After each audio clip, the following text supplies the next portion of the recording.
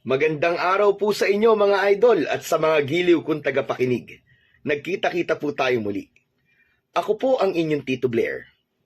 Sa araw po na ito, pakinggan po natin ang kwento ni Kobe, ang apo ng magtatawak na nag-iingat sa mutya ng ginintuang ahas. Ngunit ang mutya ay nais ding makuha ng mga masasamang aswang, kaya maging ang buhay nila ng kanyang lolo Goryo ay malalagay sa panganib.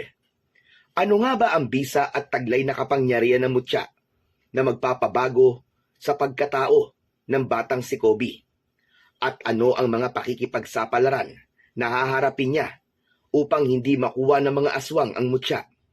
At anong paraan ang gagawin niya maligtas lang ang buhay nila ng kanyang lolo? Magtatagumpay kaya sila? At makakamit kaya nila ang kapayapaan na pilit hahadlangan ng mga kampon ng kadiliman?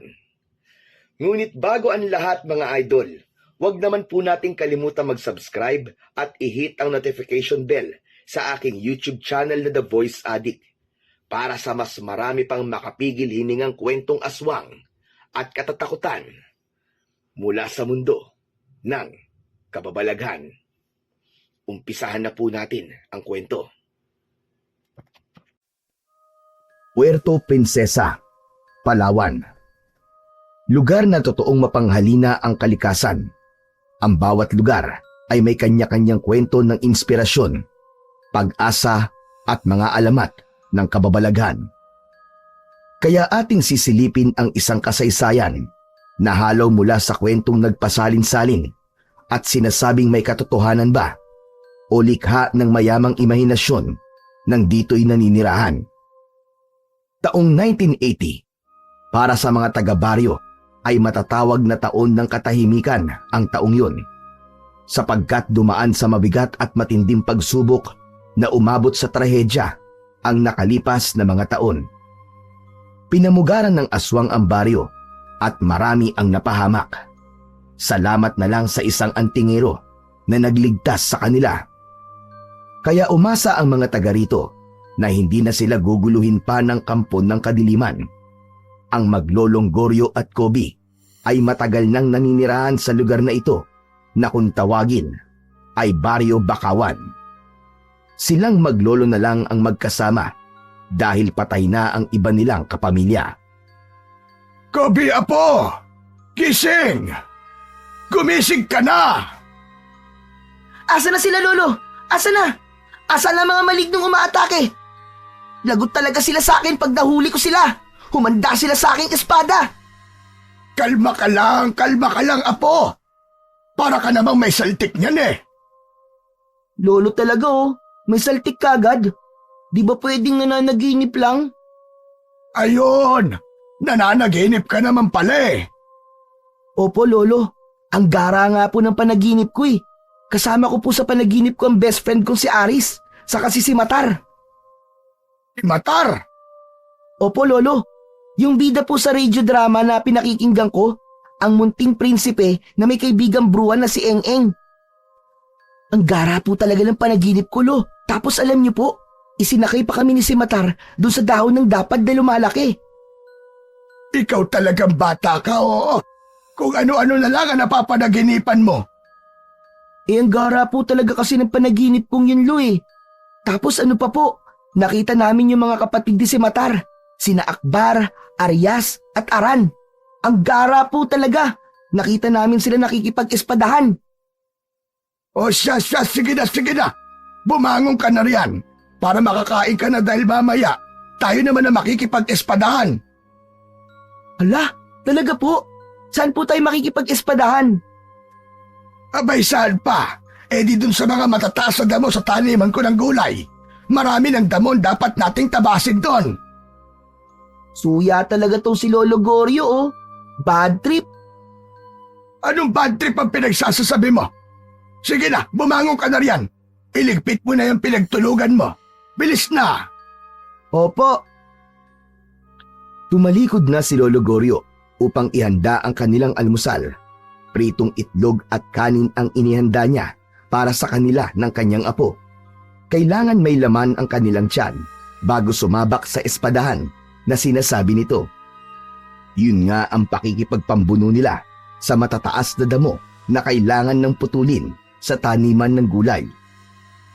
Pagkatapos kumain ay inihanda na nila ang kailangan dalin sa taniman. 2 matalas na panggapas na karit ang dala ni Kobe. Samantalang itak at basket naman ng pagkain ang kay Lolo Goryo. Hanggang hapon na kasi sila doon, kaya may dala na ring pagkain. Aabutin din kasi ng 10 minuto na paglalakad bago nila marating ang taniman ni Lolo Goryo. Iba't ibang gulay ang tanim doon ng matanda na ibinibenta nila para sa kanilang panggastos sa araw-araw. Tanging si Kobe ang kanyang katuwang sa mga gawaing bukid. Bakasyon nun sa eskwelahan, kaya walang naidadahilan si Kobe para hindi ito sumama sa kanyang lolo. Nang marating nila ang taniman, ay totoo ngang matataas na at makakapal na ang damong tumubo roon. Tama po kayo, Lolo Goryo. Talagang mapapalaban ako sa espadaan sa mga damong to. Kaya nga sisimulan na natin. Para ilang araw lang ay matapos din natin ito. At nang maumpisahan ko na rin ang pagtatanim ng punla, okra at talong ang itatanim ko ngayon. Sige po, Lolo. Ngayon din po ay makikipag-espadahan na po ako sa mga damo. Ala, sige. Mag-iingat ka, Apo. Sinimulan na ng bata na putulin ang mga nagtataasang mga damo. Matalas ang karit na dala nila, kaya madali lang yung gamiting pantabas. Ilang minuto pa lamang sa kanilang ginagawa sina Lolo Goryo at Kobe nang makarinig sila ng sigaw sa hindi kalayuan. Lolo Goryo, may bata po sumisigaw. Narinig ko nga. Mukhang may masamang nangyari sa kanya. Teka po, parang dun po yata sa paanan ng bundok. Dun po galing ang sigaw. Oo, Apo. Doon nga. Puntahan ko po kaya, Lolo, para kasing pamilyar sa akin ang boses niya eh. Bakit? Sino ba yun sa palagay mo? Parang ano po, parang yung kaibigan ko po si Aris. Ganun ba? Sige nga. Puntahan mo na at baka kung napaano na yon. Sige po, Lolo, babalik din po ako kagad. Nagmamadaling tinungo ni Kobe ang lugar na pinagmulan ng sigaw na ayon sa kanya ay boses ng kanyang kaibigan. Hawak niya ang karit na ginagamit niya sa pantabas ng damo. Yun din ang ipinanghihiwa niya sa mga nakaharang na halaman sa kanyang dinaraanan. Dahil hindi tiyak ni Kobe kung saan ang saktong lugar na kinaroroonan ng sinasabi niyang kaibigan, kaya tinawag niya ang pangalan nito habang papalapit siya at naghahanap sa kinaroroonan nito. Aris! Aris! Chong! Ikaw ba yan? Aris! Nasaan ka ba? Sumagot ka! Wala pa ring sumagot, kaya ipinagpatuloy niya ang paglalakad papalapit sa may paanan ng bundok. Inulit niya ang kanyang pagtawag. Chong! Aris! Ako to! Si Kobe! Sumagot ka! Nasaan ka ba? Bago pa tumawag uli si Kobe, ay natanaw na niya ang kaibigan. Nakaupo ito sa damuhan at hawak ang kanang binti. Nagmamadali namang lumapit si Kobe sa kaibigan. Chong! Chong! Bakit? Ano nangyari sa'yo? Kobe, tulungan mo naman ako. Nakagat ako ng kobra. Ano? Nasaan ang kobrang sinasabi mo? Wala na eh. Tumakas pagkatapos akong tuklawin. Anong ginagawa mo sa sugat mo? Bakit mo pinipisil? Pinadudugo ko para hindi ka agad makapasok ang kamandag. Paano kaya to, Chong? Baka mamamatay na ako. Makamandag pa naman ang kobra. Ano ka ba? Patay ka agad? Hindi no. Huwag ka mag-alala. Tutulungan kita. Anong gagawin natin? Halika. Tutulungan na kitang tumayo. Teka lang. Kumapit ka sa akin. Sumama ka sa akin, dali. Saan tayo pupunta? Nahihirapan na nga akong lumakad eh. Pilitin mo. Pupunta tayo kay Lolo Goryo. Nandun siya sa taniman ng gulay. Matutulungan ka nun, sigurado ko. Inalalayan ni Kobe na tumayo ang kaibigan. Isinakbit ang isang braso sa kanyang balikat upang tulungang makalakad. Hirap si Aris na ihakbang ang paa pero pinilit niya. Bilisan natin, Chong. Sabi mo nga makamandagan tuklaw ng kobra, di ba? Oo, kaya nga natatakot ako eh. Buti na lang, Chong, dumating ka. Hindi ko na talaga alam ang gagawin ko eh. Nagmamadali silang nagtungo sa kinaroroonan ni Lolo Goryo. Aba, si Aris nga talaga ang narinig nating sumigaw. Opo, Lolo Goryo. Tulungan po natin siya. Natuklaw po siya ng ahas. Cobra po yung ahas na kumagat sa akin, Lolo Goryo. Tulungan niyo po ako. Nahihilo na po ako. Ala sige, dito. Iupo mo siya dito, Kobe. Kailangan maalis kagad ang kamandag sa kanyang binti. Inupo ni Kobe ang kaibigan sa isang nakatumbang puno. Tumingin-tingin naman sa paligid si Lolo Goryo. May nakita siyang isang kakaibang uri ng halaman. Kumuha siya ng ilang dahon, sa kanilapitan si Aris. Hinawakan ang binti na kinagat ng ahas. Ibinuka ni Lolo Goryo ang kanyang bibig at sinimulang sipsipin ang kagat ng ahas.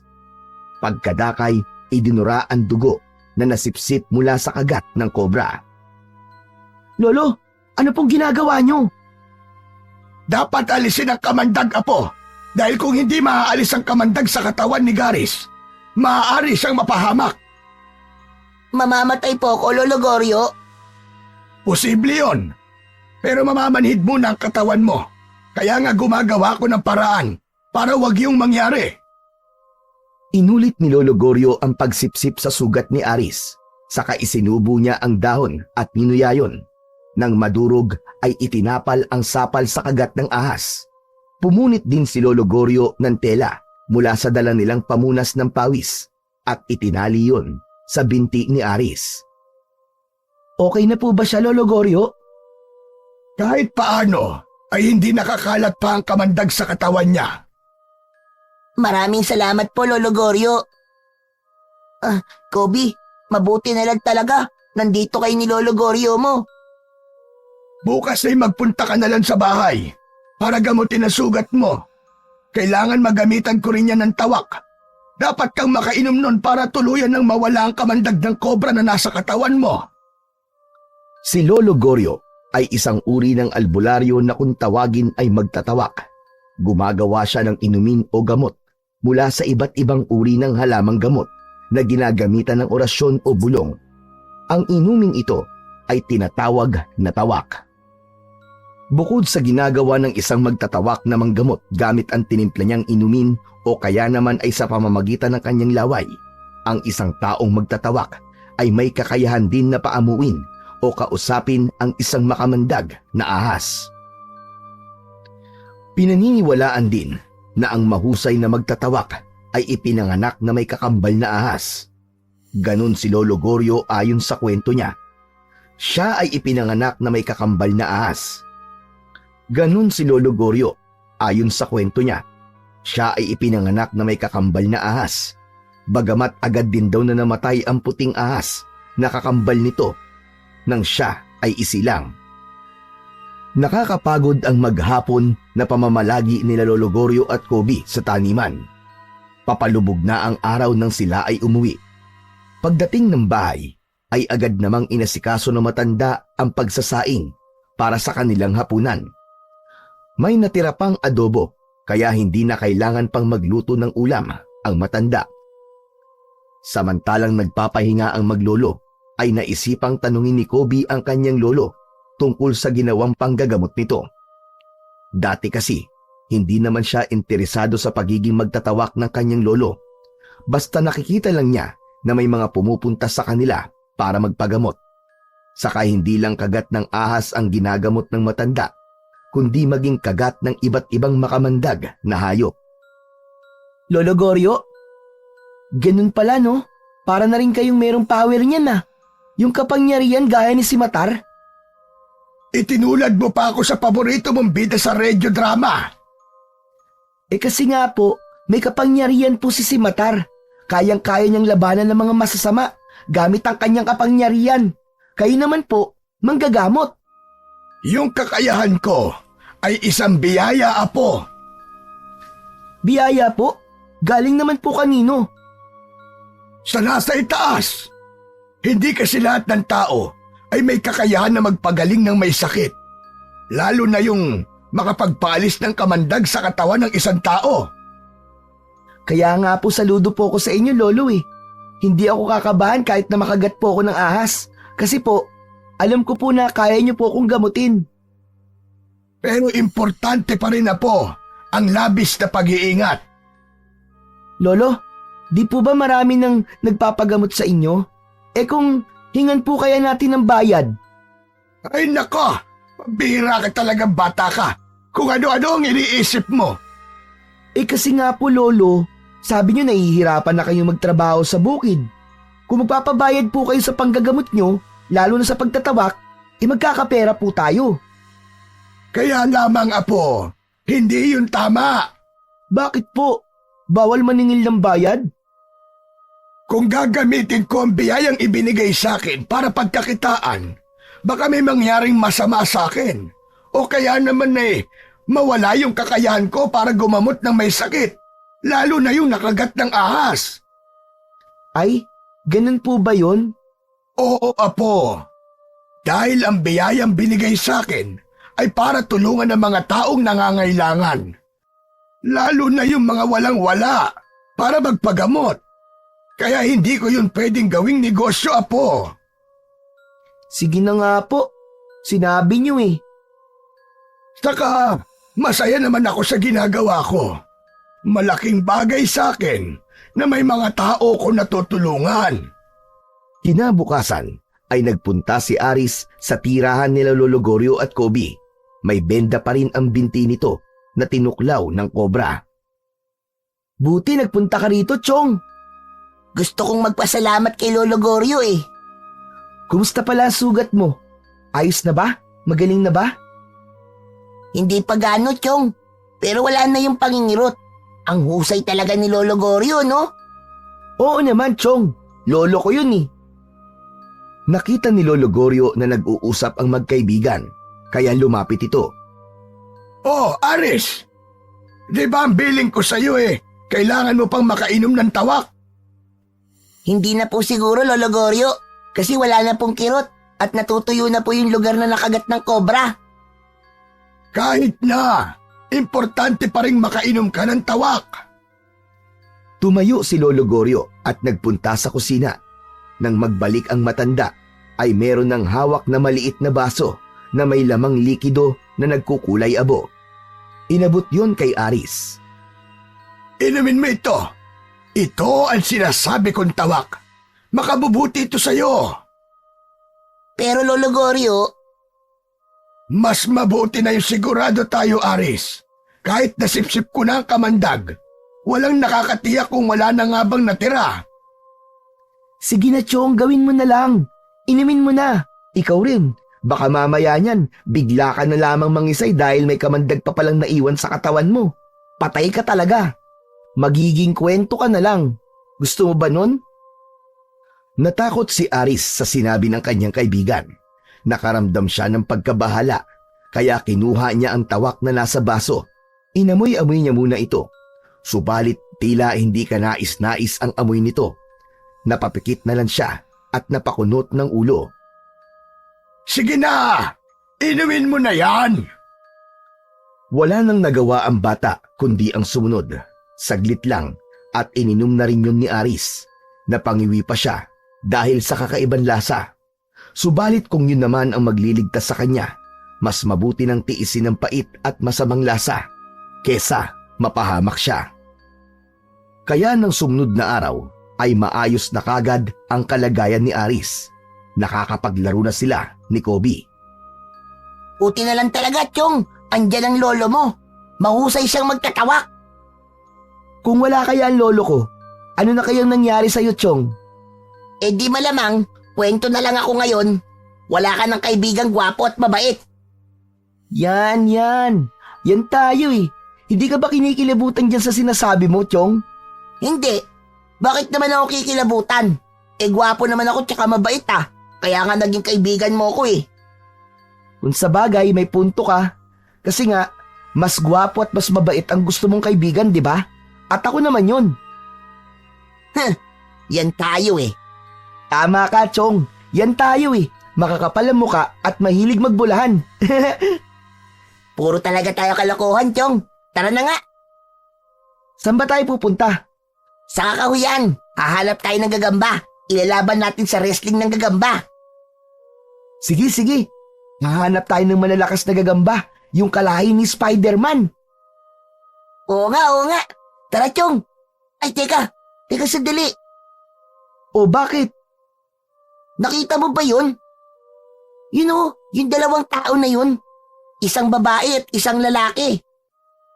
O bakit? Anong meron sa kanila? Mukhang bago lang sila dito sa Baryo Bakawan. Ngayon ko lang sila nakita eh. Oo nga no. Teka, parang may hinahanap sila.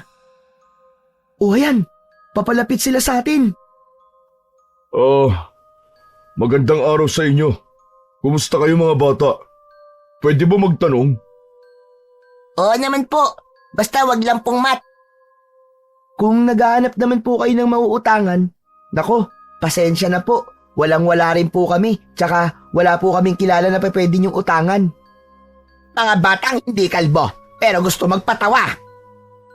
Dali na naman. Nagbibiro lang sila. Mapagpatol ka naman talaga sa bata, oo. May regla po ba yung kasama niyo, Manong? Mainit po ang ulo eh. Excuse me, menopause na ako. Inurungan na ako ng regla. Ay, kaya pala magagalitin. Ganyan daw kapag tumatandang dalaga eh. Nangiinis pa kayong dalawa, ha? Ay, hindi po. Nakakapikon na kayo, ha? Ang init naman po talaga ng ulo niyo, Manang. Sige po, sa iba na lang po kayo magtanong. Ayaw namin makipag-usap sa babaeng masungit na inurungan ng regla. Tara na nga, Aris. Baka mahawa pa tayo ng kasungitan dito. Oo nga, tara na. Hanap na tayo ng mga gagambang hindi masungit. Tuluyan nang umalis ang dalawang bata. Iniwan na ang dalawang dayo. O ano, nakita mo na dali na ang ginawa mo? Nainis tuloy yung dalawang bata. Masyadong epal eh. Camilo, ayokong kausap ang mga taong pilosopo. Mga bata yun, dali na. Mapagpatol ka masyado. Marami pang tao rito na pwede natin mapagtanungan. Tuloy-tuloy na nagpunta sa kakahuyan ang dalawang bata. Kailangan nilang makakita ng mga matatapang na gagamba para sa kanilang paglalaro. Grabe, no? Ang sungit-sungit ng babae kanina. Hindi naman maganda. Alam mo, Chong, may nararamdaman akong kakaiba dun sa babae na yun. Chong, aba teka lang. In love ka ba sa kanya? Langya. Ang tindi ng taste mo, Chong. Chong, ano bang in love ang sinasabi mo? Hindi ko magugustuhan ng ganun, no? Mapakla na yun. Saka, amoy lupa na. Teka, ano ba yung sinasabi mong nararamdaman mong kakaiba? Magsyota naman yata yun eh. Hindi eh. Pakiramdam ko kasi may masama silang binabalak. Ano? Ganon ang nararamdaman mo, Chong? Oo, Chong. Kasi mukha silang hindi mapagkakatiwalaan. Huwag na nga natin silang isipin.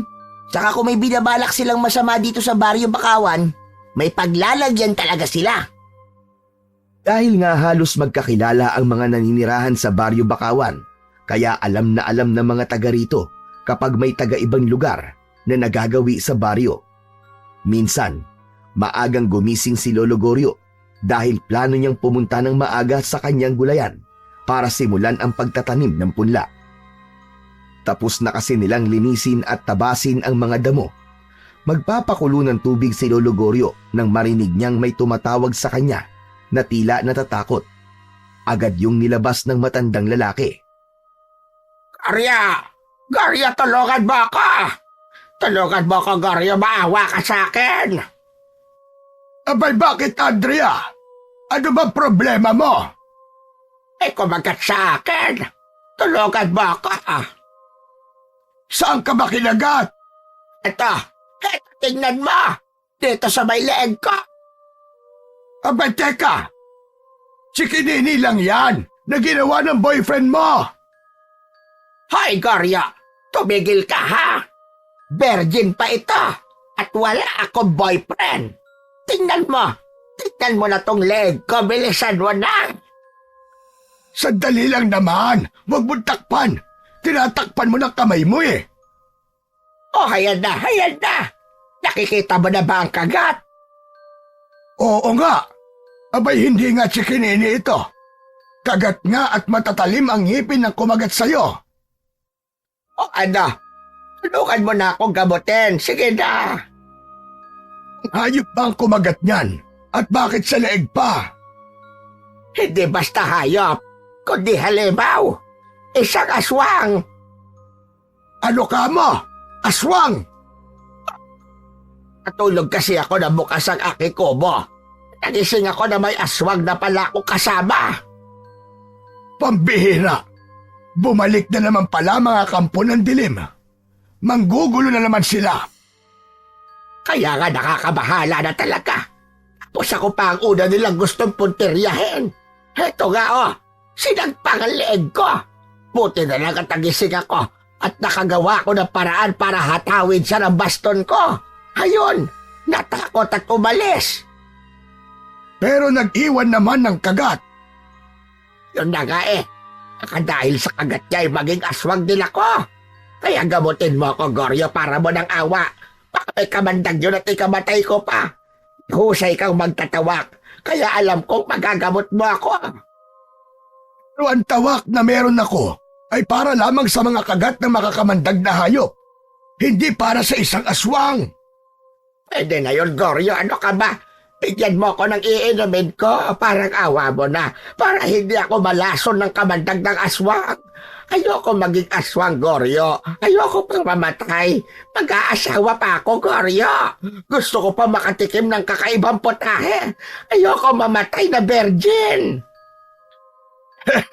Pambihira ka. Yung pa talagang ikinatakot mo ha.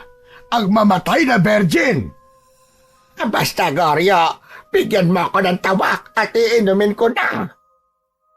Makulit ang matandang dalaga na yon na sumugod sa bahay ni Lolo Goryo dahil alam niya na hindi siya tatantanan ni Aling Andrea kaya ibinigay niya na ang ginawa niyang tawak.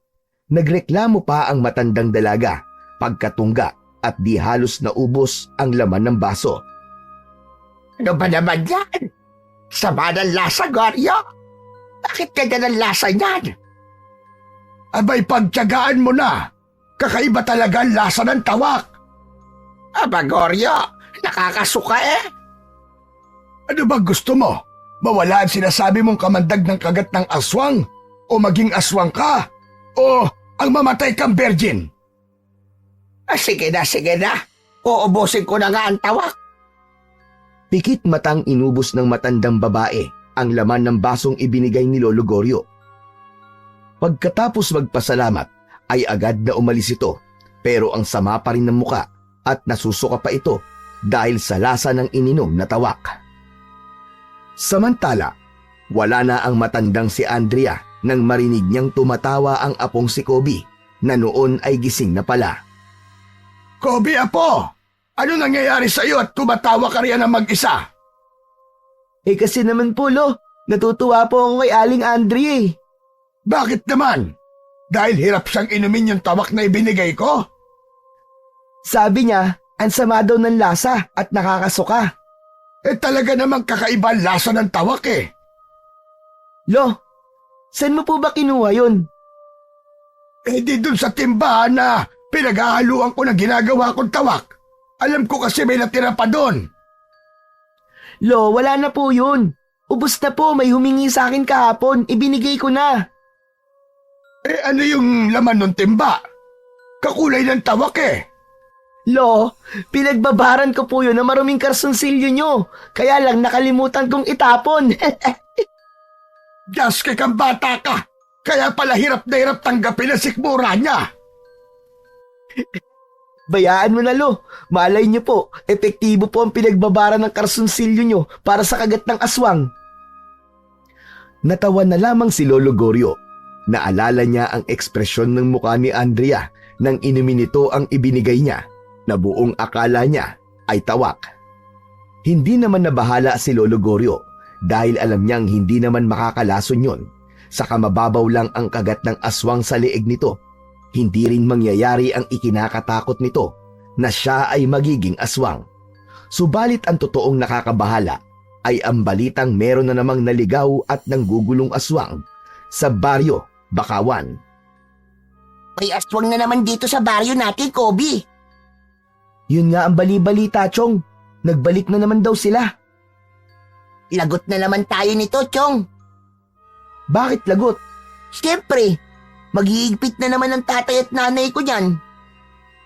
Ano ka ba, Aris? Siyempre, pinoprotektahan ka lang nila. Kahit naman si Lolo Goryo, pinagbabawalan din akong gumala lalo na kung gabi na eh. Sa palagay mo, Kobe, sino kaya yung aswang na nanggugulo sa baryo natin, no? Alam mo, Chong, bigla ko tuloy naalala yung 2 dayo na nakita natin. May kutob ako meron silang kinalaman. Ang totoo ay tama ang kutob ni Kobe na talagang may kinalaman ang 2 dayo sa pagkakaroon ng kampon ng kadiliman na nanggugulo sa kanilang baryo. Lugar na ito tayo bubuo ng ating kota, Camilo. Kota ng mga aswang. Gagawin nating kauri ang mga naninirahan dito. Kung dati nabigo ang unang lipi ng mga aswang sa kanilang plano sa lugar na ito, ngayon, hindi ako papayag na mabigo tayo. Dapat lang, Dalena. At ngayon nga, magsisimula ng maramdaman ng mga taga rito ang ating presensya sapagkat kumikilos na ang iba sa kanila para sa ating misyon. Subalit kulang pa. Hindi pa ako kontento sa kanilang ginagawa. Hindi sapat na malaman lang ng mga taga rito sa baryo Bakawan na may mga bisita na silang gaya natin. Kailangan maging kauri natin sila. Iba't iba ang paraan para maging aswang rin ang mga tao rito. Maaari nating kaibiganin sila. Kapag nakuha na natin ang kanilang loob, ay saka natin ipapasa ang ating pagkaaswang sa paraang hindi nila nalalaman. Yan ang gusto ko sa iyo, Camilo. Matalino ka. Hindi mo sinasayang ang utak mo. Ako ang kanang kamay mo, Dalena. Pinuno ka namin. Kaya kapag dawala ka, ako ang hahalili sa iyo. Ungas! Yan pala ang inaabangan mo, ha? Baka gusto mo'y hindi ka naabuti ng umaga. Ngayon pa lang ay may kahinatnan ka na. Yan ang hirap sa iyo, Dalene. Maiinitin ang ulo mo. Hindi ka na mabiro. Dahil seryosong bagay ang pinag-uusapan natin.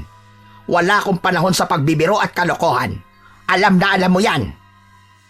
Kaya pati mga bata pinapatulad mo. Tama na. Ipinaalala mo na naman sa akin ang pagpapahiya ng 2 bata na yon. Tandang-tanda ko ang pagmumukha nila. May araw din sila sa akin. Bahala ka na nga sa buhay mo. Mapagpatol ka talaga. Huwag kang ang pakialamero. Baka nakakalimutan mo kung sino akong kausap mo. Ako ang iyong pinuno. Alam ko, Dalena. At ako naman ang iyong kanang kamay. Gawin mo na lang ang trabaho mo. Alam mong bukod sa plano natin pagpapatayo ng kuta sa baryong ito, ay dito rin natin hahanapin ang bagay na yon na makakatulong na malaki sa ikatatagumpay ng ating mga plano. Sa lugar na ito, dinala tayo ng tadhana sapagkat dito natin matatagpuan ang ating hinahanap. Tama ka, Dalena. Pero alam natin na hindi madaling makilala at hanapin yon. Kaya nga araw-araw ay kailangan nating umikot sa lugar na ito. Alam ko at nararamdaman kong matatagpuan din natin ang ating hinahanap. Sana nga, Dalena. Dahil napapagod na rin ako. Hindi mo dapat sabihin sa akin yan, Camilo. Dahil kasama ka sa makikinabang kapag nakita natin yon. Kaya huwag kang tatamad-tamad. Dahil kung tamad ka, ngayon pa lamang ay pagpapahingahin na kita. Biglang nagbago ang anyo ni Dalena. Naging nakakatakot na aswang ito. Ibinuka ang bibig at inilabas nito ang matatalas at maahabang pangil. Ang matutulis na kuko naman ito ay iniumang sa katawan ni Camilo. Handa itong sagpangin at silain ang kaharap. Hayang ka na naman, Dalene. Masyado mainit ang ulo mo. Di ka na mabiro. Sabi nga sa'yo, hindi ako mahilig magbiro. Ano? Magrereklamo ka pa ba? O ngayon, ay ibibigay ko na sa'yo ang gusto mong kapahingahan. Huwag mo nga akong takutin, Dalena. Kapag pinagpahinga mo ko at pinatay mo ko, Hahanapin ako ng mga kauri natin. Malalaman nila na pinatay mo ko. Baka gusto mo maghimagsik sila laban sa'yo at magsagawa sila ng aswang power. Pabababain ka nila sa pwesto. Aalisin ka nila bilang pinuno. Gusto mo bang mangyari yon? Ang mapatalsik sa pwesto? O kaya naman ay mapa-impeach? Masyado ka maraming sinasabi. Magtigil ka.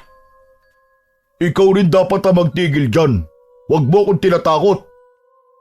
Basta, gawin mo na lang ang trabaho mo para wala maging problema. Bukas itutuloy natin ang paghahanap sa taong sinasabi ko. Sige, sige. Oo na. Kumalma ka na. Huwag mo nang ipakita sa akin ang mga pangil mo at matutulis na kuko. Baka mapikon ako sa'yo. Bunutin ko mga yan. Kumalma si Dalena. Bumalik na ito sa dating itsura. Alam niyang hindi niya matatakot si Camilo. Isa pa, hindi rin niya kakayanin kapag nawala ito. Tinatakot niya lang talaga ang kanyang kanang kamay para manahimik ito. Samantala, sa bahay naman ni Lolo Goryo at Kobe ay nagulat si Kobe nang marinig nitong nagsipag-ingay ang mga alagang manok. Maging ang ilang baboy na nasa kulungan malapit sa kanilang kubo. Lolo! Lolo Goryo, gising! Gumising kayo! Ano ka ba naman, Kobe? Natutulog ang tao eh. Huwag kang ang istorbo. Lolo, gumising ka muna! Kung merong magpapagamot o hihingi ng tawak, pabalikin mo na lamang mamaya. Gusto ko magpahinga muna. Pagod ako, Apo. Lolo, basta gumising po kayo! Inaantok na ako. Pagod ako, Apo. Tamad na bumangon si Lolo Goryo. Mabigat ang katawan. Ito talagang si Lolo. Ang hirap kausap. Teka nga, paano ko ba ito magigising? Alam ko na. Sa naisip ko, tsak, gigising siya. May naisip na kalokohan si Kobe upang mapabangon ang kanyang Lolo Goryo. Tumalikod ito sa kanyang Lolo Goryo at inilapit ang kanyang puwetan sa muka ng matanda. Sa kabuong lakas na pinakawalan na tila pagsabog ng bulkan ang mabawong hangin mula sa kanyang tiyan. Nayanig ang tenga ni Lolo Goryo sa lakas ng pasabog ni Kobe. Sapul ang muka ng matanda sa mabahong amoy na agad nanonood sa ilong nito. Napatayo at napilitang bumangon ng matanda na galit na galit. Walang hiya ka talagang, Kobe ka. Ano bang kalokohan yung ginagawa mo? Gusto mo ba akong patayin? Ang OA mo naman, Lolo. Patay kagad. Di ba pwedeng malason muna kayo sa pasabog ko? Ano ba yung ginawa mo? At talagang itinipat mo pa sa mukha ko. Nalanghap ko yatang lahat ng masamang hangin na ibinuga mo. Napakabaho. Kasi naman, Lolo, kanina pa kita ginigising, ayaw mong bumangon. Inaantok na ako eh. O ngayon, Lo, tsak, wala na po ang antok nyo. Matinding panggising po ang pasabog ko kanina, no? Matindi talaga. At sama ng amoy. Amoy bulok na imbornal. Ilabas mo na nga yan. Pumunta ka na doon sa kubeta dahil isang buwan na yatang nakaimbak yan sa tiyan mo. Lolo naman, 1 linggo pa lang. Sandali nga. Bakit mo ba iniistorbo ang pagtulog ko, ha? Muli ay nagkandaingay ang mga alaga nila. Umigik ang baboy at pumutak na tila na bulabog ang mga manok. Narinig niyo po ba yun, Lo? May nangyayari po sa mga alaga natin. Tumayo na ang matanda upang alamin kung anong dahilan ng pagkakaingay ng mga alaga nila. Unang naisip ni Lolo Goryo ay ang aswang ang dahilan. Kaya dumaan ito ng kusina at kinuha ang kanyang matalas na itak. May paglalagyan talaga kayo, mga aswang kayo. Ano, Lo? Aswang ka mo? Oo, Apo. May mga aswang na umaatake kahit araw. Lalo na yung kumakain ng mga hayop. Tuloy-tuloy na lumabas ang maglolo. Ganun na lang ang kanilang gulat nang makita ang dahilan ng pagkakagulo ng kanilang mga alaga. Isang malaking ahas ang nanggugulo sa mga alagang hayop at kasalukuyang nililingkis nito ang isang baboy na alaga nila. Habang nagkakaingay naman ang mga manok na nabulabog. Ala, Lolo! Ang laki at ang haba ng ahas! Siya pala ang dahilan ng pagkakagulo ng mga alaga natin! Ako ang bahala riyan, Apo. Lo, mag-iingat ka po! Sa ulo mo atawid ng ahas para maputol ang ulo! Hindi, Apo. Hindi ko sasaktan ng ahas. Lalong hindi ko siya papatayin. May buhay din siya. At ang ahas ay nakakatulong sa kalikasan. Kaya hindi dapat basta-basta pinapatay. Pero Lo, paano po natin nililigtas ang alaga nating hayop na nililingkis niya? Manood ka lang, Apo. Watch and learn. Lumapit si Lolo Goryo sa ahas na nakalingkis sa kanilang alagang baboy. Hawak ang isang mahabang sanga ng kahoy, ay pilit na kinuha ni Lolo Goryo ang atensyon ng ahas. Pigil ang hininga ni Kobe na nag-aabang sa mga mangyayari. Binging ka sa akin! Tumitig ka sa akin, ahas! Tumingin ka rito! Mag-ingat po kayo, Lolo! Huwag ka nga maingay riyan, Apo. Nabubulabog siya. Nang magtama ang paningin ni Lolo Goryo at ng sawa, ay may ibinulong ang matanda. Matamang nakatitig naman sa kanya ang malaki at mahabang ahas. Pagkatapos ng ginawang pagbulong sa hangin ni Lolo Goryo, ay unti-unting lumuwag ang pagkakalingkis ng sawa sa katawan ng baboy. Gumapang ito papalayo na tila natatakot kay Lolo Goryo hanggang sa tuluyan na itong nawala sa damuhan. Hanip! Ang astig naman nun, Lolo! O paano? Wala na siya, Apo. Umalis na ang ahas. At hindi na yun babalik pa. Lo, paano niyo po nagawa yun? Ang angas! Nautusan niyo po ang sawa na alisin ang pagkakalingkis niya doon sa baboy. Tapos, umalis pa siya. Isa yun sa katangian at kakayahan ko bilang magtatawak. Nagagawa ko rin kausapin at paamuin ng isang makamandag na hayop gaya ng ahas at kahit kobra pa. Hindi pa rin po ako makapaniwala, Lo. Ibig sabihin, totoo pala yung narinig ko na may kakaiba kayong kapangyarihan dahil daw ipinanganak kayong may kakambal na ahas. Totoo ang lahat ng yun, Apo.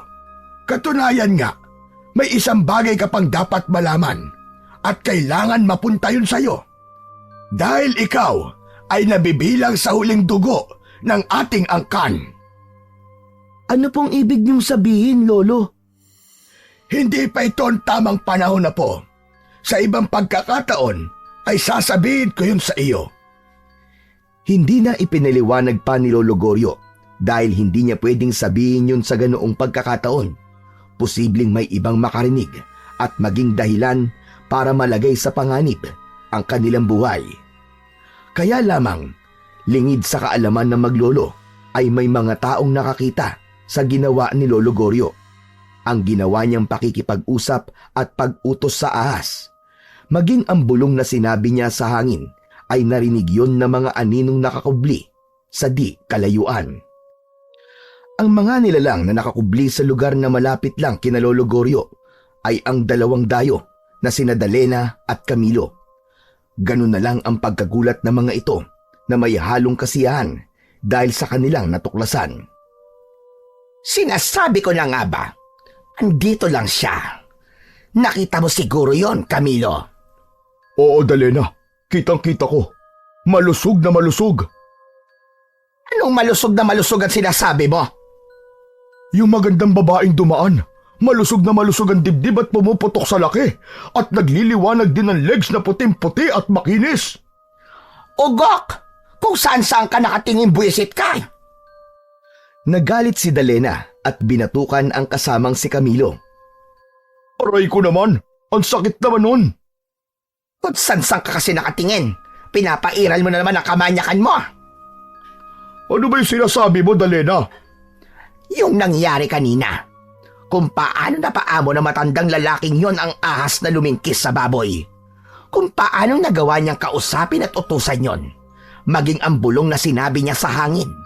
Siguro naman, narinig mo din yon. Oo naman, Dalena. Nawala lang ako sa focus nang makita ko yung magandang babae. Asa na ba yun? Nawala na. Tumigil ka na nga sa kalokohan mo. Andito tayo para sa mahalagang misyon. hindi para sa makamundong pagnanasa mo. Hayang ka na naman eh. Mainit na naman ang ulo mo eh. Kakapag-init ka kasi. Sinasabi ko na nga ba, Dalena eh. May kursunada ka sa akin eh. At nag-iinit ka. Ugok! Dumali ka na naman. Tumigil ka na nga sa mga kabastusan mo. Makinig ka, Camilo. Ngayong alam na natin ang taong ating hinahanap. Kaya wala tayong dapat sayangin na oras. Sa lalong madaling panahon ay gagawin natin ang ating misyon bago pa tayo maunahan ng ibang uri ng aswang at sila ang makinabang. Samantala, ang mga nakita ni Kobe na ginawa ng kanyang lolo Goryo ay buong pagmamalaki niyang ibinida sa kaibigan. Ang astig naman talaga ng Lolo Goryo mo, no? Kaya niyang kausapin ng mga ahas. Ang gara talaga ng kakayahan ni Lolo. Maniwala ka, Aris. Oo naman, naniniwala talaga ako. Kaya nga siya ang pinupuntahan ng mga taong natutuklaw ng ahas eh. Saka alam mo ba, Chong? Sabi ni Lolo, may dapat daw siyang ibigay sa akin. Baka magiging magtatawa ka na rin kagaya niya. Sa'yo ipapasa yung panggagamot niya. Ikaw ang sisip-sip na mga kagat ng ahas. Ew, kadiri yun. Anong ew? Di ba ganun ang ginagawa ng Lolo Goryo mo? Kapag may natutuklaw ng ahas, sinisip-sip niya muna bago tapalan ng halamang gamot at painumin ng tawa. Oo, ganun nga. Kaya lang iniisip ko, Chong. Paano kung yung magpapagamot sa akin ay dun pala tinuklaw ng ahas sa kanilang puwitan? Yaks, kadiri ang baho nun. Yun lang, tiis-tiis ka talaga kasi kailangan mo siyang gamutin. Yaks, parang hindi ko kaya yun, Chong. Paano kung may pigsa o kaya buni yung sisip-sipin ko yung puwit? Kadiri talaga! Biglang natawa si Aris, tawang-tawang parang kinikiliti. Napikon naman si Kobe. Tinanong niya ang kanyang kaibigan. Teka, bakit ka ba tawa ng tawa riyan? Pinagtatawanan mo ba ako, Chong? Kasi naman natawa lang ako sa naisip ko, Chong. Ano ba yun? Bigla ako kasing naisip, di ba kailangan sipsipin yung parte na natuklaw ng ahas? Oo, di ba sinabi ko na nga sa'yo? Yun ang paraan para makuha ang kamandag at nang di mamatay yung taong natuklaw. Naisip ko rin kasi, Chong, bukod dun sa pagsipsip po dun sa puwit. Paano kung dumating yung nagpapagamot sa'yo na tinuklaw daw ng ahas dun sa kanilang kwan?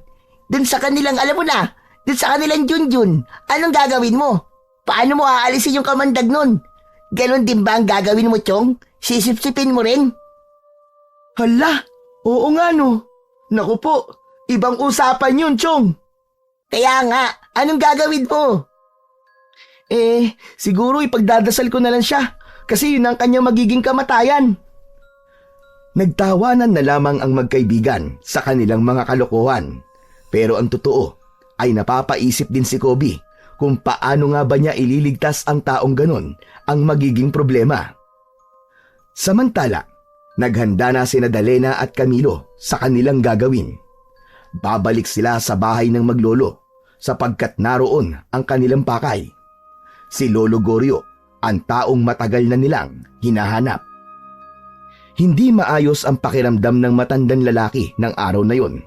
Marahil sa pagod sa pagtatrabaho sa bukid. Nagpaalam si Kobe na meron siyang pupuntahan, subalit hindi magtatagal. Umalis na ito ng kubo, samantalang si Lolo Goryo naman ay nagpapahinga sa isang upuang kawayan. Nang wala na si Kobe, ay ipinikit ni Lolo Goryo ang kanyang mata. Gusto niyang makatulog kahit na nakaupo at nakasandal lamang. Maya-maya pa ay dinalaw na siya ng antok.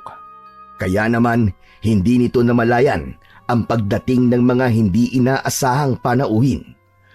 Nakabukas noon ang pintuan ng kubo, kaya nakapasok ang mga ito. Magandang araw sa inyo, Lolo. Tagpuan din namin kayo. Napapitlag sa kanyang pagkakaupo si Lolo Goryo na wala ang nararamdamang antok nang makita na may ibang tao sa kanyang harapan. Sino kayo? Hindi na mahalaga yon, tanda. Anong kailangan nyo rito? Siyempre ikaw. At kung ano man ang tinatago mo. Anong tinatago? Wala akong tinatago. Paglolokohan pa ba tayo? Alam naming nasa iyo yon. Dahil sa dami ng taong pinuntahan namin, sa iyo lang namin nakita ang ganoong katangian. At di pang karaniwan mong kakayahan para makausap ang isang ahas at mapasunod sa iyong utos. Kaya alam namin na ikaw na isang magtatawak ang nagtatago sa mutya ng ginintoang ahas. Natahimik si Lolo Goryo sa sinabi ng kaharap. Alam na mga taong nasa harap niya ang tungkol sa mutya ng ginintoang ahas. O ano? Hindi ka nakakibo ano? Dahil alam namin ang tungkol doon. Hindi ko alam ang sinasabi nyo. Umalis na kayo! Dahil wala sa akin ang mutya na sinasabi nyo! Dali na. Mukhang pahihirapan tayo na matandang to ah. Kung ayaw mo may masamang mangyari sa'yo, ibigay mo na lang yun sa amin. Dahil kailangan namin yon. Matigas din ang mukha nyo no? Mapilit kayo! Ikaw ang matigas sa muka. Ayaw mo pang ibigay sa amin. Dahil wala akong ibibigay. Wala yun sa akin. Aba talagang nagmamatigas ka pa. Igapos mo nga matandang yan, Camilo. Gusto yata niya yung nahihirapan pa siya.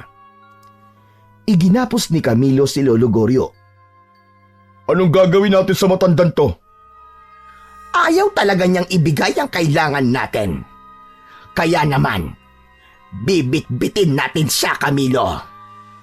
Ano? Isasama natin ang gurong na ito? Sakaling mapaamin natin siya at ituro niya kung saan niya yon tinatago. Isinama ni Nadalena at Camilo si Lolo Goryo. Isinakay nila sa dala nilang sasakyan patungo sa kanilang pinaglulunggaan. Kaaalis lang ng 2 dayo nang bumalik ang batang si Kobe. Napakunot ang noo nang dumating sa kubo dahil bukasyon, subalit wala sa loob ang kanyang Lolo Goryo. Nakita din niya na magulo ang mga gamit sa kubo. May mga bakas din ng ibang paa sa labas ng kanilang bahay. Ang sombrero na laging isinusuot ng kanyang lolo kapag lumalabas ay naroon din sa may dingding. Kaya malakas ang kutob ni Kobe na may hindi magandang nangyari. Lumabas siya ng kubo upang magtanong at humingi ng tulong nang bigla naman niyang makasalubong ang kaibigan niyang si Aris. Kobe, buti nandito ka. Chong! Ang Lolo Goryo ko! Nawawala! Yun nga ang sasabihin ko sa'yo. Nakita ko ang lolo mo. Kasama siya ng 2 dayo. Isinakay sa owner type jeep. Ano? Yung 2 dayo na nakita natin? Oo, Chong. Sila nga. Kaibigan ba sila ng lolo mo? Hindi ko alam. Saka di pa naman yung pumupunta sa bahay. Baka naman may gagamutin lang si Lolo. Kaya isinama siya. Ewan ko lang, Chong ha. Kasi ibang kutob ko eh. Kasi nakita ko, parang nakagapos ang kamay ni Lolo Goryo. Naloko na. Teka, hindi kaya kinidnap nila ang lolo mo? Ano? Ba't naman nila kikidnapin ang lolo ko? Hindi naman kami mayaman ah. Yun din nga ang iniisip ko eh. Di ba mayayaman lang ang kinikidnap? Aris, kung talagang kinidnap ang lolo ko, saan nila yung dadalin? Saka anong gagawin nila? Ano bang gagawin natin? Paano natin matutulungan si Lolo Goryo? Ano kaya kung ipaalam natin kina Kapitan? Wag muna.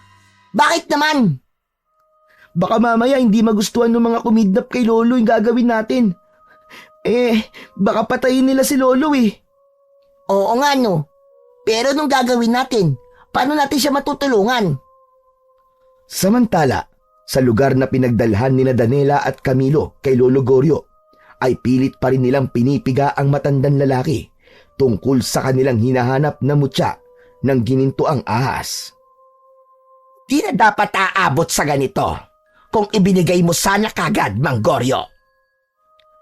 Gusto mo yata yung pinahihirapan ka pa namin eh. Wala nga sa akin yon. Sinabi ko na sa inyo. Wala akong ginintoang ahas. Walang maniniwala sa'yo, tanda.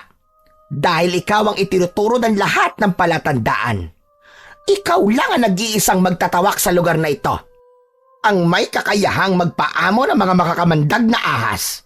Kaya walang pagdududa na ikaw ang nagtatago noon. Ano bang kailangan nyo sa mutya ng gininto ang ahas? Talagang tinatanong mo pa kami? Alam mo yon, tanda. Hindi namin yung pag-iinteresang kunin sa'yo kung wala kaming mapapala. Sa ganong sitwasyon, napilit pinapaamin at hinahanap ng dalawang dayo ang mutya ng gininto ang ahas, ay dumaloy sa alaala ni Lolo Goryo kung paanong napunta sa kanya ang bagay na yon. Nangunguha siya noon ng mga halamang gamot sa gitna ng gubat para kunin ang mga ugat nito na gagamitin niya sa paggawa ng tawak na kailangan niya sa panggagamot. Para yun sa mga taong natuklaw ng makamandag na ahas o kaya ay ng iba pang hayop. Subalit inabutan siya ng malakas na ulan na tila nagkaroon ng bagyo, kaya humanap siya ng lugar na mapagkukublian hanggang sa makita niya ang isang yungib na maaari niyang pagpalipasan hanggang sa tumigil ang bagyo. Subalit ganun na lamang ang gulat at kilabot niya nang malaman na ang pinasukang kuweba ay pinamumugaran pala ng iba't ibang uri ng ahas. Ganun na lang ang pagkatakot niya. Gusto niyang lumabas ng kuweba, subalit malakas ang bagyo at walang patid ang ulan. Ngunit ganun na lang ang kanyang pagtataka. Sa kabila ng napakaraming ahas ang naroon sa loob ng kuweba, ay hindi siya sinaktan ng kahit isa rito. Iniiwasan pa siya ng mga ito. Hindi niya maipaliwanag ang kanyang nararamdaman, pero tila maamo sa kanya ang mga hayop na yon. Bigla niyang naisip ang pagiging tawak niya o pagkakaroon ng kambal na ahas nang siya'y ipanganak. Marahil tama nga ang sabi-sabi na kapag ang isang bata ay may kakambal na ahas ng isilang, ay ligtas ito sa naturang hayop at maaari pa niyang maging kaibigan. Sa pananatili ni Lolo Goryo sa loob ng kuwebang kuta ng mga ahas, ay napapasunod niya ang mga ito sa pamamagitan ng pagtitig sa mga mata. Doon nalaman ni Lolo Goryo na sadyang may kakaiba sa pagkatao niya. Hanggang isang kakaibang ahas na tila lider ng mga ito ang gumapang papalapit sa kanya. Isang ahas yon na ginintuan ng kulay. Natakot siya nang bumukas ang bibig nito sa harap niya. Napaurong siya. Inakala niya na baka tutuklawin siya, subalit gano'n na lang ang kanyang pagtataka nang mula sa bibig ng ahas ay iniluwa ang isang batong kulay ginto, isang mutya galing sa katawan ng ahas. Hindi niya alam ang kanyang gagawin, ngunit sa pagkakatitig ni Lolo Goryo sa mga mata ng ahas ay tila rumihistro sa isipan niya ang ibig nitong ipahiwatig. Ipinakuha sa kanya ang batong kulay ginto na siyang mutya ng gininto ang ahas. Itinago niya yon at iningatan hanggang nalaman niya na ang mutya na yon ay magbibigay ng pambihirang kakayahan sa panggagamot. Hindi lang yon, kundi magbibigay din yon ng lakas at kapangyarihan. Tataglayin ng taong magmamay-ari nito ang abilidad o kakaibang katangian ng isang ahas. Subalit hindi alam ni Lolo Goryo kung ano ang dapat niyang gawin sa mutya, kaya itinago na muna lamang niya sa isang lugar na walang makakaalam at makakakuha. Kaya lamang, hindi niya akalain na darating pala ang pagkakataon na merong makakaalam na nasa kanya yon at may magkakainteres na ito'y makuha. Doon natapos ang pagbabalik gunita ni Lolo Goryo tungkol sa mutya ng gininto ang ahas na hinahanap sa kanya ng dalawang dayong kaharap niya. O ano, Tandang Goryo? Sasabihin mo na ba sa amin kung nasaan ang mutya ng gininto ang ahas? Hindi! At kahit anong gawin nyo, hindi yun mapapasa inyo dahil gagamitin nyo lamang yun sa kasamaan. O ba't talagang ginagalit tayo ng gurang na ito ah? Kung hindi mo sasabihin kung nasaan ang mutya, mananatili kang bihag namin. Dali na, ano kaya kung tudasin na lang natin to?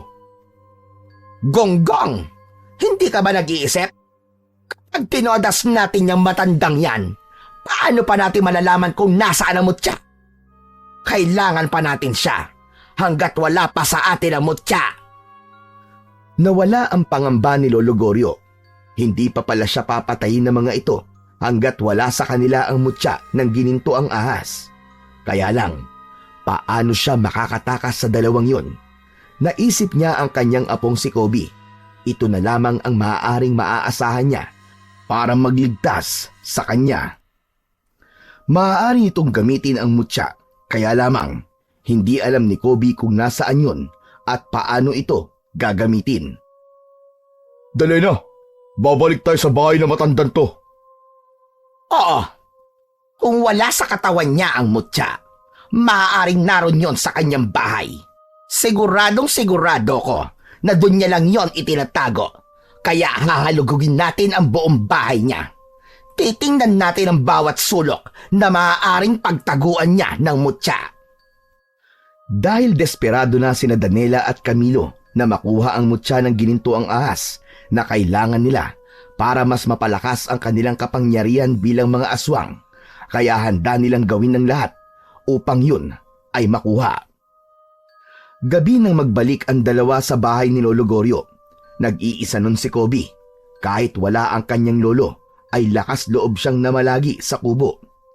Nagising si Kobe nang marinig niya na may nag-uusap sa labas ng bahay. Marahan siyang bumangon upang silipin kung sino ang mga yon. Naku po, yung dalawang dayo na kumuha kay Lolo Goryo. Nagbalik sila dito sa kubo. Bakit kaya? Ano bang kailangan nila?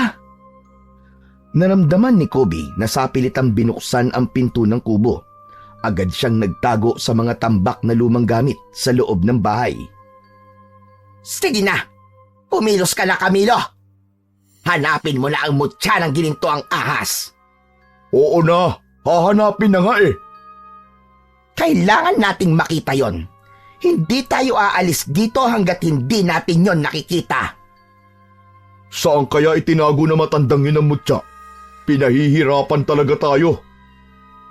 Mula sa pinagtataguan ni Kobe ay dinig niya kung ano nga ba ang hinahanap ng mga ito na siyang dahilan kung bakit kinidnap ang kanyang lolo. Sapagkat alam ni Kobe na delikado siya kung mananatili sa loob ng bahay, kaya kumuha siya ng tiyempo upang makalabas. Marahan siyang gumapang papalabas ng kubo at nang nasa labas na siya, ay nagmamadali siyang tumakbo, papalayo. Sa taniman ng kanyang lolo Goryo, doon tumuloy si Kobe. May dampang ginawa roon ang kanyang lolo na kanilang pahingahan, kaya doon muna siya mananatili. Biglang naalala ni Kobe ang mutya na pinag-uusapan ng mga dayong naghahalughog sa kanilang bahay. Saka bigla niyang naalala ang isang maliit na kahon na yari sa tabla at nakabalot pa sa plastik. Inilibing yun ng kanyang lolo sa lupa at doon ngayon sa lugar na kinaroroonan niya ngayon sa ilalim ng kubo. Tandang-tanda niya na pinatungan pa ng kanyang lolo ng malaking bato ang lugar na pinagbaunan bilang pananda. Kaya agad siyang tumayo at sinilip ang ilalim ng dampa na kinaroroonan niya. Nakita niya agad ang isang malaking bato. Inalis yun ni Kobe. Gamit ang isang matulis na kahoy ay sinimulan niyang magukay sa lupa. Hindi kalaliman ang pagkakabaon sa kahon, kaya agad itong nakita ni Kobe. Inalis ang nakabalot na plastik at binuksan. Nakita niya sa loob ang isang supot na yari sa tela at nasa loob nito ang maliit na bato na kulay ginto. Ito na siguro yun. Ito na ang mutyang hinahanap ng dalawang dayo. Ito ang kailangan nila kay Lolo. Kung ito ang kailangan nila para maibalik si Lolo, edi, ibibigay ko na lang to sa kanila. Basta makauwi lang ng buhay ang lolo ko. Ibinalik ni Kobe ang mutya sa loob ng supot, saka isinilid sa kanyang bulsa. Kailangan niyang iiwi yun. Nakasalalay sa mutya na yun ang kaligtasan ni Lolo Goryo. Ang makauwi naman si Kobe ay nakita niya ang ginawang panggugulo ng mga dayo sa loob ng kanilang kubo. Para yung dinaanan ng ipo-ipo, nagkalat ang kanilang mga gamit. Subalit alam niyang bigo ang mga ito. Wala silang nakitang anuman dahil nasa kanya ang hinahanap na mutya. Samantala, nanggagalaiti sa galit ang dalawang dayo dahil hindi nila makita ang kanilang hinahanap. Kaya nagpupuyos sa inis na bumalik sa kanilang tinutuluyan. Buwisit! Buwisit talaga! Hindi ba't may apo ka, Goryo? Kasama mo siya sa bahay, hindi ba? Hindi pa natin siya nakikita. Malamang nagtatago yun nang malamang nawawala na ang kanyang lolo. Kailangan natin siyang makita. Baka may alam ang bata. Huwag niyong pakikialaman ng apo ko. Saka wala siyang alam tungkol sa mutya. Totoo ba ang sinasabi mo? Oo, wala siyang alam. Kunin kaya namin ang apo mo. Siguro naman, kapag kasama mo na siya rito at pahihirapan namin, ay sasabihin mo na kung nasaan ang mutya. Mga walang hiya kayo! Huwag niyong idadamay si Kobe! Mukhang may magiging alas na tayo, Camilo, para mapilitang magsalita si Tanda at sabihin kung nasaan ang mutya. Samantala, sa kubo ay nag-iisa si Kobe. Pinagmamasdan niya ang mutya. Hindi pa rin niya alam ang gagawin dito. Kung ibibigay na lamang ba niya sa mga dayo para makauwi na ang kanyang lolo. Hanggang ngayon ay naguguluhan pa rin siya. Maya-maya pa ay may narinig siyang mga yabag na papunta sa kubo. Nataranta si Kobe. Hindi alam kung ano ang gagawin at paano itatago ang hawak na mutya. Kaya upang maitago yun ay isinubo sa kanyang bibig. Subalit dahil sa pagkataranta ay hindi niya sinasadyang malunok yon. Sa kabiglang bukas ng pinto ang kubo. Ang kaibigan niyang si Aris pala ang dumating. Sabi ko na nga ba, nandito ka lang eh.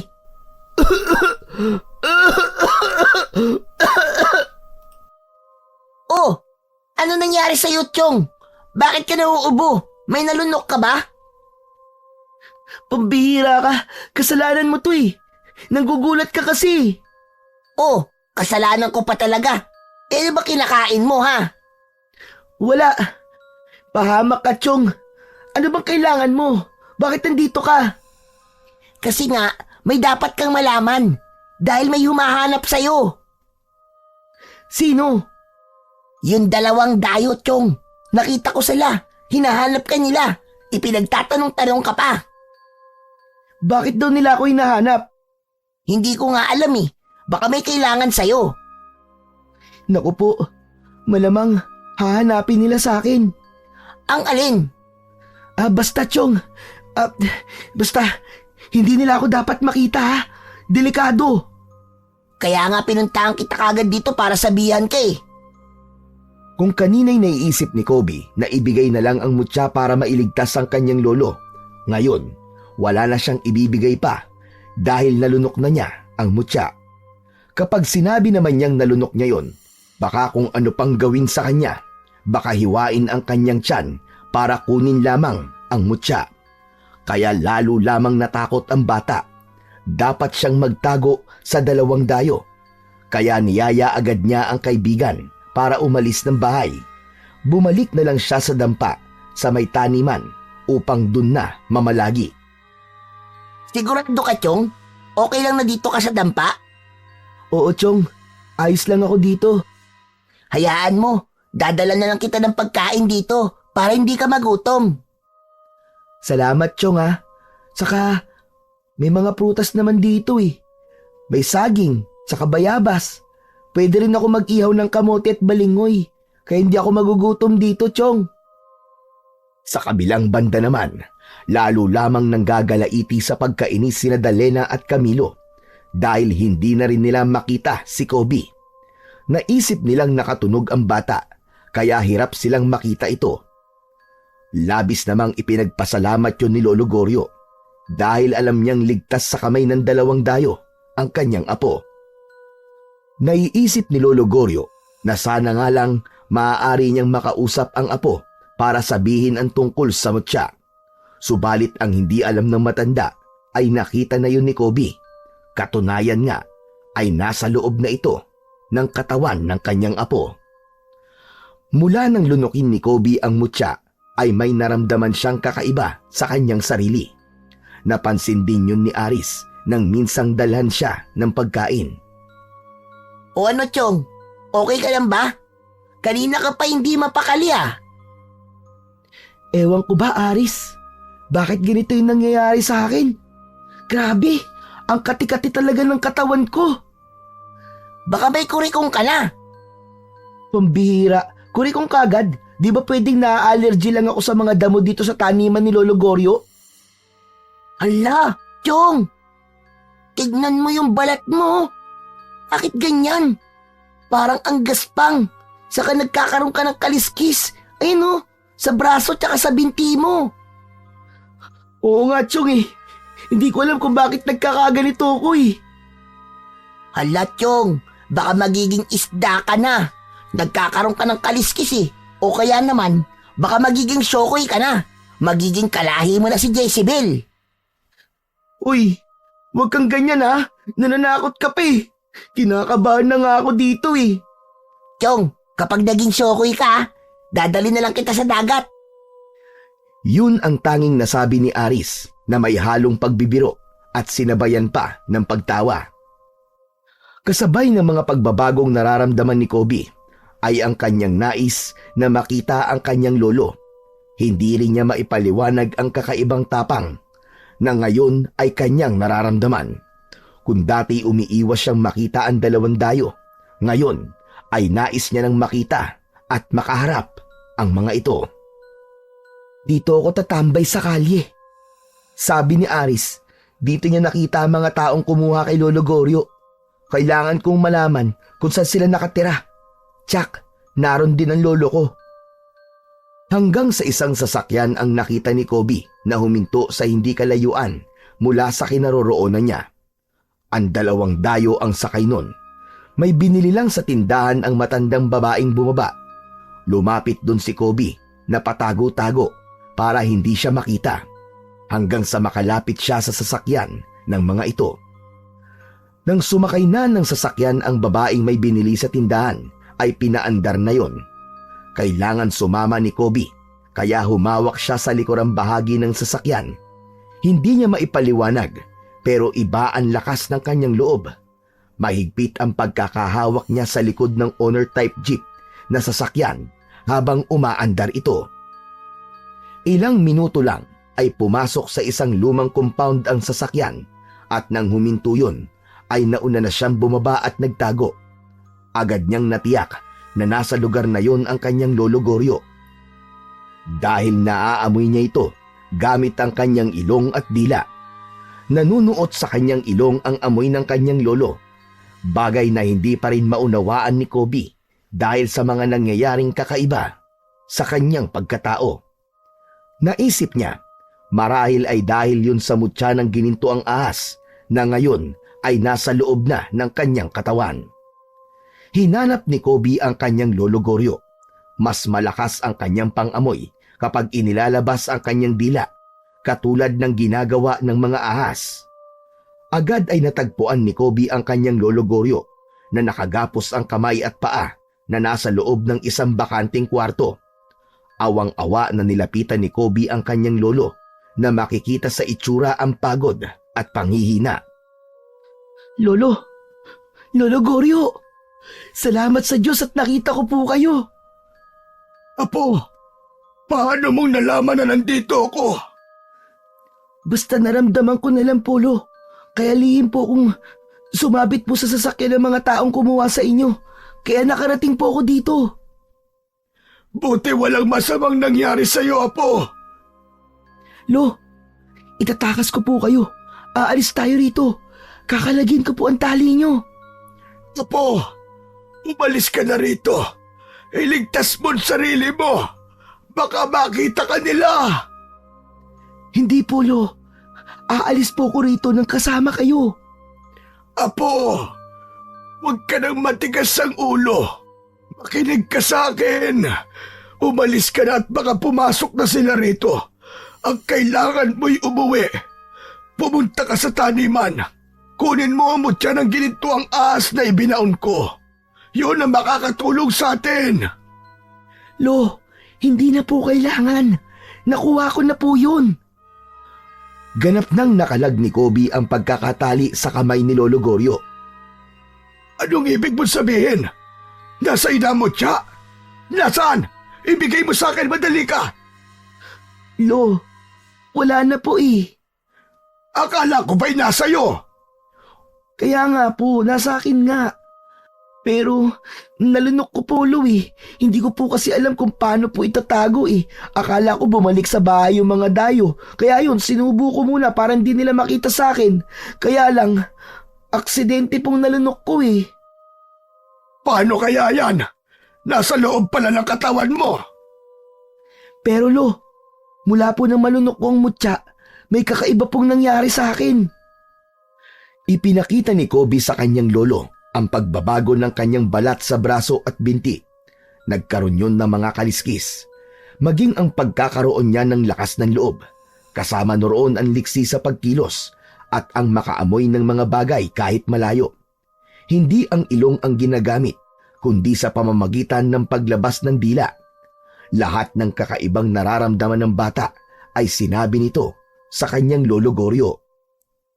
Kung ang lahat ng yan ay nararamdaman mo, nagkaroon na ng bisa sa katauhan mo ang mutya ng ahas.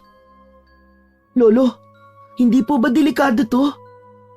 Hindi ko rin alam, Apo. Yang mga sinabi mo ay naramdaman ko na dati. Yun nga lang, natakot at nag-alala ko. Isa pa, baka kung anong mangyari sa akin kaya ibinaon ko na lamang sa lupa ang mutya. Dahil isang normal na buhay ang gusto ko at ayoko maging magulo dahil sa mutya ng gininto ang ahas. Pero ngayon, alam kong tanging yan ang makatutulong sa ating dalawa. Mula sa labas ay narinig ng maglolo ang pag-uusap nila Dalena at Camilo. Patungo sila sa kwarto na kinaroroonan ni Lolo Goryo. Apo, madali ka. Papunta sila rito. Umalis ka na o kaya magtago ka muna. Bilisan mo at baka makita ka nila. Subalit bago pa makapagtago ay nakita na si Kobe ng mga ito. Kaya ganun na lang ang pagkagulat. Aba! Paano ka napunta ritong bata ka? Huwag mo nang isipin yung Dalena. Ang mahalaga, hindi na natin siya hahanapin dahil siya na mismo nagpunta rito. Hehehe, kapag siniswerte ka nga naman. Itali mo na yan, Camilo. Oh, itong si Tanda. Kalagnan tali, tingnan mo. Gusto pa pala tayong isahan ng maglolo na ito? Igapos mo ang dalawang yan. Hindi sila dapat makatakas. Ngayon andito na rin ang apo ni Tanda. Malamang, mapagsasalita na natin siya. Maituturo niya na kung nasa ng mutya na hinahanap natin. Dahil kapag hindi pa siya nagsalita, may paglalagyan talaga ang apo niya sa atin. Gusto kong makipaglaro sa kanila, Dalena. Ikaw ang bahala sa kanila, Camilo. Biglang nagbago ang anyo ni Camilo. Nagkaroon ng mahaba at makapal na buhok, magaspang at kulubot na balat, malalaki at matulis na tenga. Nagkaroon ng pangil, mahahabang kuko at nag-aapoy na mga mata. Naging isang ganap na siyang aswang. Ha? Isa kang halimaw! Kayo pala ang aswang na nag-aasik ng lagim. At nagbalik pa talaga kayo dito sa Baryo Bakawan. Wala kayong kadala-dala. Dahil hindi natapos ang misyon noon ng mga kauri namin.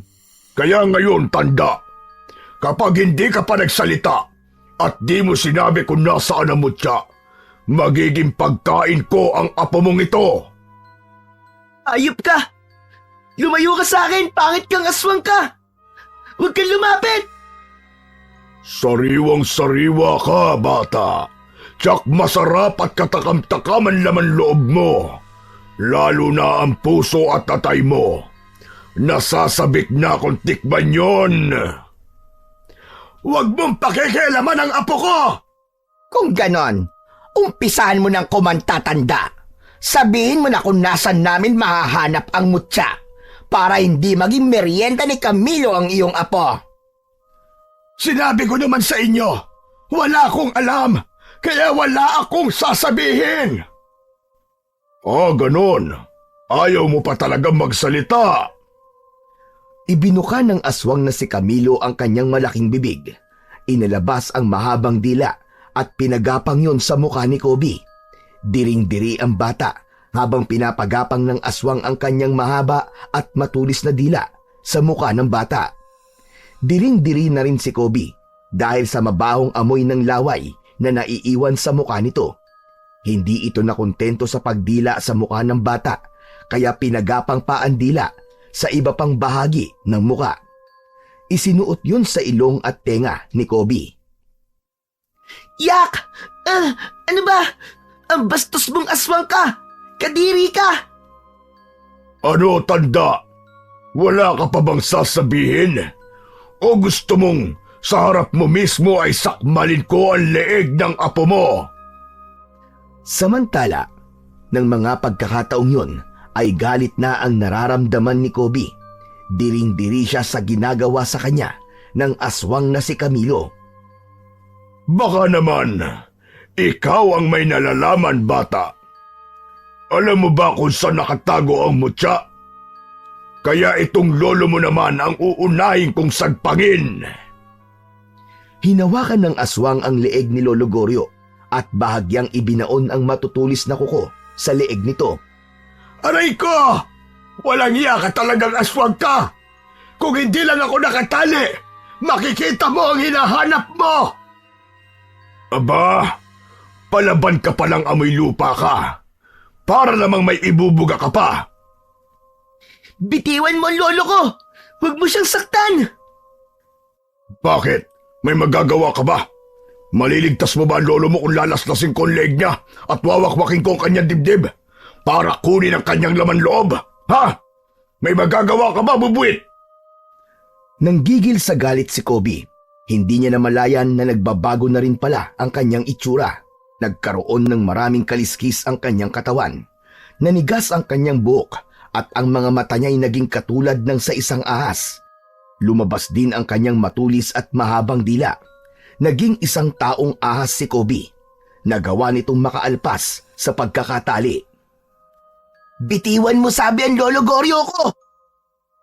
Gulat na gulat ang aswang na si Camilo sa nakitang pagbabago kay Kobe at pagiging mabalasik nito na handang umatake sa kanya. Ha? Naging taong ahas ka? Nasa iyo ang mutya ng ginito ang ahas. Bago pa makabuelo si Camilo para umatake, ay sinunggaban na siya ng taong ahas na si Kobe. Manghang-mangha si Lolo Goryo sa kanyang nakitang pagbabago sa kanyang apo. Makikita ang pagkatakot ng aswang na si Camilo sa taong ahas dahil alam niyang mas mapanganib ang kamandag nito. Hindi naman makapaniwala si Dalena sa mga nangyari dahil alam niyang hindi kakayanin ni Camilo ang labang yon, kaya agad ding nagbago ang anyo nito. Naging ganap siyang aswang upang harapin ang taong ahas. Pinagtulungang atakihin ng dalawang aswang ang taong ahas. Matindi ang naging sagupaan ng mga ito, subalit hindi nagpakita ng kahinaan si Kobe. Nakipagsabayan siya. Walang magawa ang matutulis na kuko ng mga aswang. Hindi yun tumatalab sa katawan ng taong ahas, kundi dumudulas lamang dahil sa makapal na kaliskis ng balat. Todo iwas naman ang mga aswang na makagat ng taong ahas. Dahil pakiramdam ng mga aswang ay tagilid sila, kaya wala silang nagawa kundi ang umurong. Nagmamadali silang lumabas at tumakbo palayo. Subalit bago sila umalis ay may iniwang pagbabanta. Hindi pa tayo tapos! Magkikita pa tayo muli. Babalikan ka namin. Samantala, nakatingin lamang si Lolo Goryo sa taong ahas na si Kobe. Lumapit ito sa matandang lalaki. Lo, ako po ito. Ang apo nyo. Huwag po kayong matakot. Hindi ko alam kung anong sasabihin ko, apo. Hindi naman ako natatakot sa'yo. Hindi lang talaga ako makapaniwala. Unti-unti nang humupa ang galit ni Kobe, kaya kasabay ng paghupa ng kanyang galit ay ang pagbabago nito ng anyo. Nawala ang kakatuwang itsura nito, ang pagiging taong ahas. Bumalik na ito sa normal. Agad din niyang kinalag ang tali ni Lolo Goryo. Wala na po sila, Lolo. Umalis na po ang mga aswang. Natakot po sila. Natitiyak ko, apo. Nababalikan tayo ng mga yon. Lolo Goryo, saka na po natin isipin yun. Umuwi na po tayo. Tinulungan ni Kobe ang lolo niya para tumayo. Hirap ito at nangihina, kaya inalalayan niya. Wala na sa anyong ahas si Kobe, subalit ang lakas at gilas ay nananatili sa kanyang katauhan. Nang makauwi sila sa kanilang kubo, ay dinatnan nila ang magulong kalagayan ng loob nun. Ang gusto nila ay magpahinga, kaya sa susunod na araw na lang nila lilinisin at aayusin ang kanilang kubo. Ganun pala ang mangyayari, Apo. Saan po, Lo? Kapag ang mutya ng ginintuang ahas ay nilunok, ang taong nakalunok nito ay magiging taong ahas katulad ng nangyari sa'yo. Akala ko nga po, Lo, kung ano nang nangyayari sa akin eh. Lolo, ano pong gagawin ko? Iluluwa ko pa po ba ang mutya? Dapat po ba ako masuka para mailabas yun? Hindi na, Apo. Hayaan mo manatili yun sa loob ng katawan mo. Sadyang para yan sa'yo. Ikaw ang dapat gumamit at makinabang sa kapangyarihan at bisa ng mutya. Pero Lolo, hindi po tayo titigilan ng mga aswang hanggat hindi po nila nakukuha ito. Kaya nga, lalong dapat mong ingatan yan. Hindi maaaring mapuntayan sa kanila. Mas mapanganib kung sila ang gagamit niyan. Lalo silang magiging malakas at makapangyarihan. Magiging kawawa tayong mga pangkaraniwang tao. Gagawin nila tayong alipin. Magpapahinga na ang maglolo ng sandaling yon nang may maramdaman silang ingay mula sa labas ng kanilang kubo. Malakas ang ingay, mga tunog mula sa hindi maipaliwanag na nilalang. Tumayo si Lolo Goryo upang alamin. Ganun na lang ang gulat ng matanda. Sus Mariosep! Napakaraming aswang na nakapaligid sa ating kubo, Apo! Nagsama ng mga kalahi nila ang dalawang aswang. Ganun na nga, Apo. At napakarami talaga nila. Gaganti sila dahil sa ginawa mo sa kanilang kasamahan. At sigurado kung gagawin nila ang lahat upang kunin ang mutya sa'yo. Iyan ang kailangan nila. Hindi po pwede yun. Oo, Apo. Kahit na anong mangyari, huwag mong isusuko ang mutya sa kanila.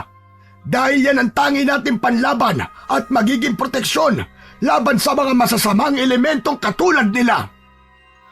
Halos mawasak ang kubo ni na Lolo Goryo sa dami ng mga aswang na yumuyugyog at nagpipilit na pumasok sa loob ng kubo.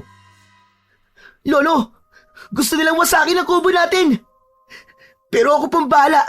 Dito lang po kayo sa loob. Ako ang haharap sa kanila.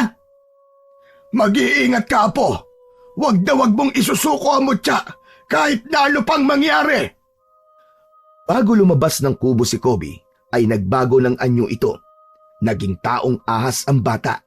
Yun ang tanging niyang magagawa upang labanan ang grupo ng mga kampon ng kadiliman na lumusob sa kanila.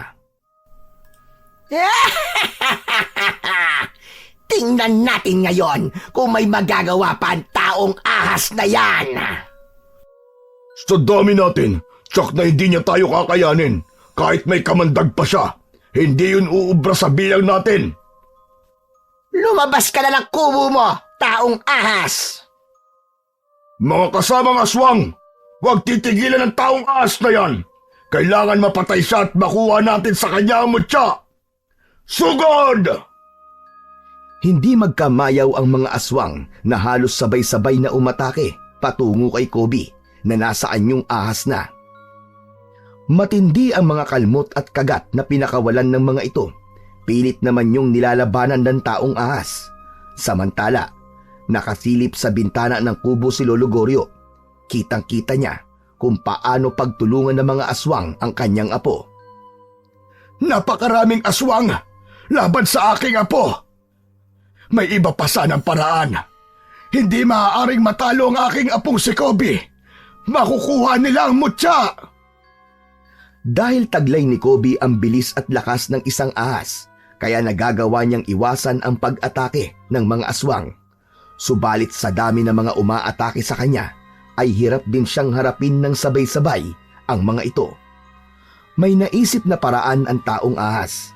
Itiningala nito ang kanyang ulo at inilabas ang kanyang dila. Lumikha siya ng tunog. Ang tunog na nilikha niya ay pumailan lang sa hangin patungo sa iba't ibang masukal at madamong lugar. Mula sa masusukal na lugar ay gumalaw ang mga damo roon. Kasunod ang paggapang at paglitaw ng iba't ibang uri ng mga makakamandag na ahas mula sa kung saan. Sunod-sunod silang lumabas mula sa kanilang pinaglulunggaan patungo sa kubo ni Lolo Goryo, kung saan ay nagaganap ang pakikipagtangguli ni Kobe sa grupo ng mga aswang. Iba't ibang laki at haba ang mga ahas ang dumating upang tulungan si Kobe. Nilundag ng mga ahas ang mga aswang. Ang ilan ay pumulupot sa katawan ng aswang at pilit nililingkis ang mga ito. Ang iba naman ay tinuklaw ng mga ahas kaya naiwan sa katawan ng aswang ang kanilang kamandag. Kung marami ang mga aswang na umaatake, ay doble nito ang dami ng mga ahas na dumating upang tulungan ang taong ahas. Hindi makapaniwala at nanlalaki ang mga mata ni Lolo Goryo na naroon sa bintana ng kubo. Kitang-kita niya ang mga nagaganap. Aswang kontra sa iba't ibang ahas ang nangyaring sagupaan. Maging ang reyna ng aswang na si Dalena at kasamang si Camilo ay kasamang pinatay ng mga ahas. Walang natira kahit isa. Ang mga aswang ay namatay sa mahigpit na lingkis ng mga ahas o kaya naman ay dahil sa lason mula sa kanilang kamandag. Nang matiyak na wala ng buhay ang mga aswang, ay isa-isa nang umalis ang mga ahas. Gumapang sila patungo sa masusukal at madadamong lugar, pabalik sa kanilang mga lungga. Salamat! Maraming salamat mga kaibigan! Talagang maaasahan kayo! Hindi nyo kami pinabayaan ng lolo ko! Dahil payapa na ang lugar, lumabas na rin ng kubo si Lolo Goryo. Nilapitan nito ang kanyang apo. Nakakagulat ang mga nangyari, Apo. Kaya nga po, Lo, ang gara po na nangyari. Puno po ng kapangyarihan at kakaiba ang bisa ng mutya. Iniligtas niya po tayo. Ngayon ko lang nalaman ang tunay na kabuluhan ng mutya ng gininto ang ahas. Kaya hanggat may masasamang nilalang na manggugulo at may masamang plano, hinding-hindi sila magtatagumpay. Hahadlangan sila ng mutya at mapalad ka, Apo, dahil ikaw ang kasangkapan para sa mabuting layunin na yon. Hindi nagtagumpay ang mga kampon ng kadiliman sa kanilang kabuktutan. Napigilan ang kanilang pag-aasik ng lagim. Minsan pa ay makakamtan uli ng Baryo Bakawan ang katahimikan at kapayapaan. Dahil yun sa kabayanihan ng maglolo at sa mutya ng ginintuang ahas. Totoong ang kasamaan ay laganap na sa mundong ito. Hindi natin maiiwasang tayo man ay maapektuhan ito. Subalit lagi nating iisipin at tatandaan na palaging may itinadhana para tayo ay gabayan at iligtas. Dahil kailanman ang kasamaan ay hindi magtatagumpay laban sa kabutihan.